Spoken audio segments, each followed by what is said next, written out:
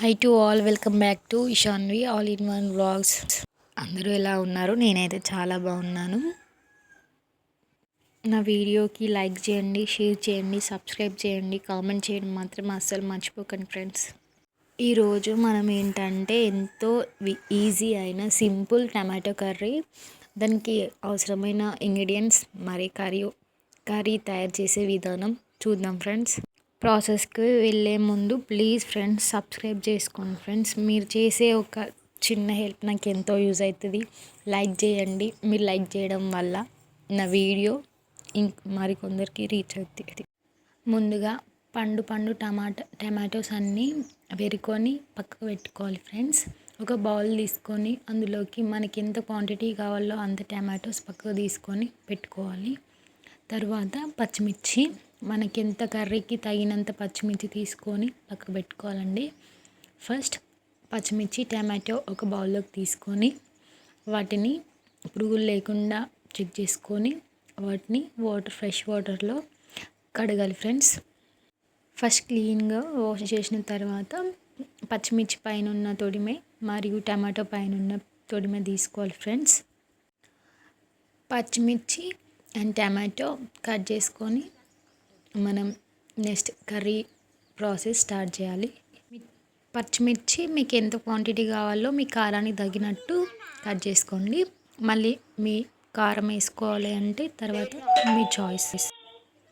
Cut చేసిన పచ్చిమిర్చి tomato ఒక బౌల్లోకి తీసుకొని పక్కకు పెట్టుకొని కర్రీకి కావాల్సిన ఇంగ్రీడియంట్స్ అన్నీ ఒకసారి చెక్ చేసుకోవాలి.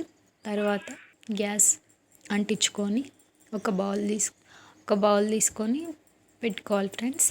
బౌల్లో తగినంత ఆయిల్ వేయాలి. కర్రీకి సరిపడా ఆయిల్ వేయాలి. ఆయిల్ ఎక్కువ ఉంటేనే కర్రీ బాగుంటుంది ఫ్రెండ్స్.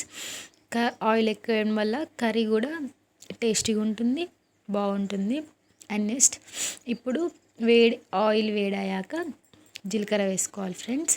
ఈ కట్ చేసిన టమాటో పచ్చిమిర్చి పక్కకు పెట్టుకొని ఉండాలి. వేడైన ఆయిల్లో జీలకర్ర వేయాలి. గ్యాస్ మాత్రం లో టు మీడియం ఫ్లేమ్లో పెట్టండి ఫ్రెండ్స్. జీలకర్ర ఫ్రై అయిన తర్వాత పచ్చిమిర్చి యాడ్ చేసుకోండి.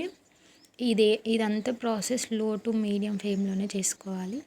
నెక్స్ట్ పచ్చిమిర్చి యాడ్ చేసుకోవాలి. ఆయిల్ వేడయ్యాక పచ్చిమిర్చిని మంచిగా డీప్ ఫ్రై చేసుకోవాలి.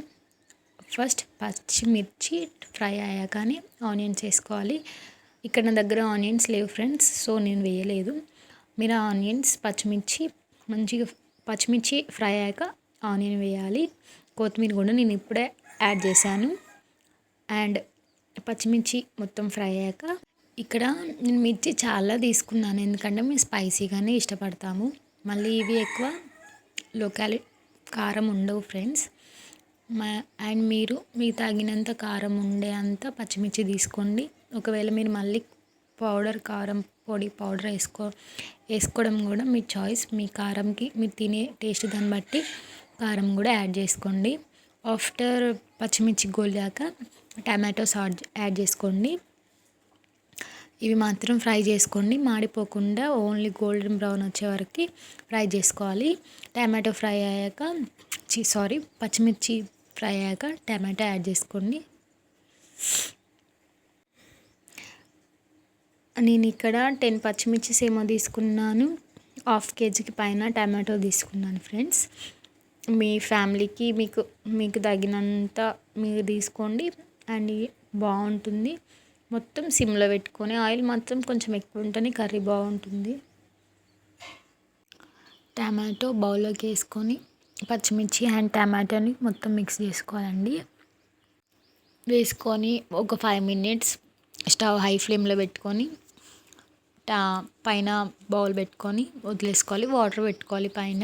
ఒక 5 minutes తర్వాత టమాటో లోపల వాటర్ ఆటోమేటిక్గా వస్తాయి. టమాటోలో వాటర్ అన్నీ వచ్చి అవన్నీ ఇంకే వరకు గ్యాస్ హై ఫ్లేమ్లో పెట్టుకొని ఉండండి. వాటర్ అన్నీ పోయాక గరిటెతోటి టమాటోస్ని స్మాష్ చేసుకోండి. మొత్తం వాటర్ అన్నీ పోయాక అల్లం, పసుపు, ఉప్పు, కారం వేసుకోండి. ఫస్ట్ పసుపును అల్లం వేసుకొని కొంతసేపు బాయిల్ అయ్యాక అవి కర్రీకి టమాటో లోపల అన్నీ వేసుకొని ఒకసారి కలుపుకున్న తర్వాత అల్లం వెల్లుల్లి పేస్ట్ కూడా వేసుకోండి.